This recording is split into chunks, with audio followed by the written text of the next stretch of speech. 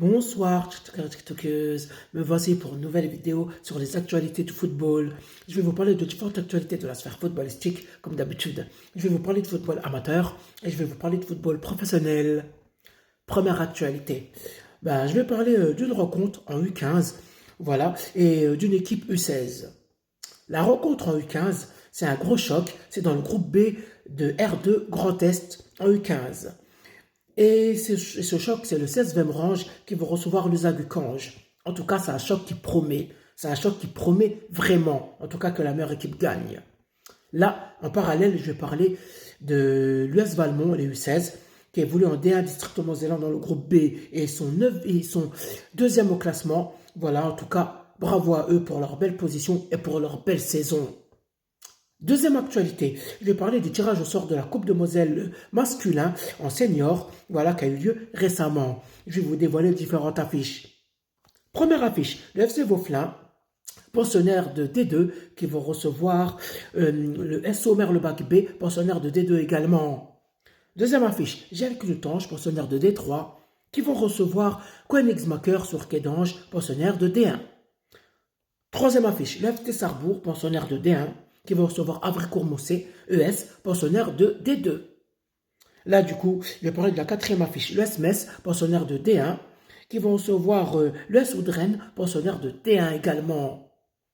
Là, je vais parler du 16e range, voilà, en cinquième affiche, la B, du 16e range, pensionnaire de D1, qui va recevoir Antoine Gravelotte-Verneville, pensionnaire de D2. Là, du coup, je vais parler de l'ES Nouzville B, pensionnaire de D1, qui vont recevoir le CS Tirwendel, pensionnaire de D1 également. Et dernière affiche, c'est le petit poussé, JF Vergaville, pensionnaire de D4, qui vont se déplacer au FC Koum, pensionnaire de D1. Voilà, c'est tout pour les affiches des huitièmes de finale de la Coupe de Moselle masculin senior.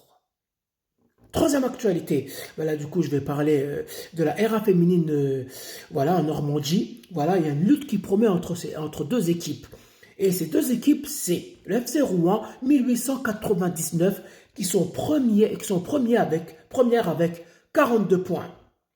Et Évreux FC 27 qui suit derrière à la deuxième place avec 42 points également. En tout cas, ces deux équipes sont à la lutte, dans une lutte vraiment acharnée, et le suspense promet entre ces deux équipes en R1 féminine de Normandie, en senior. En tout cas, que la meilleure équipe gagne. Vraiment, que la meilleure équipe gagne. Quatrième actualité, je vais parler du coup des tirages au sort des demi-finales de la Coupe Grand Est senior masculin, voilà, qui a eu lieu récemment.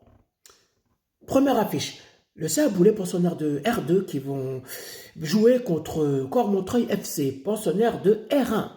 Et notre affiche, la SL Côte-Zingue, pensionnaire de R1, qui vont recevoir la CEP en bourreau, pensionnaire de R1 également. Voilà, c'est tout pour les demi-finales de la Coupe Grand Est masculin senior. Cinquième actualité, là je vais basculer sur le football professionnel. Là du coup je vais parler de la LA féminine. Voilà, je vais parler des résultats de l'OL féminin et du PSG féminin. L'OL féminin qui s'impose au FC Nantes 2-0. Et l'autre affiche, c'est PSG féminin qui font de partout au Havre. Voilà, c'est tout pour les affiches de la LA féminine.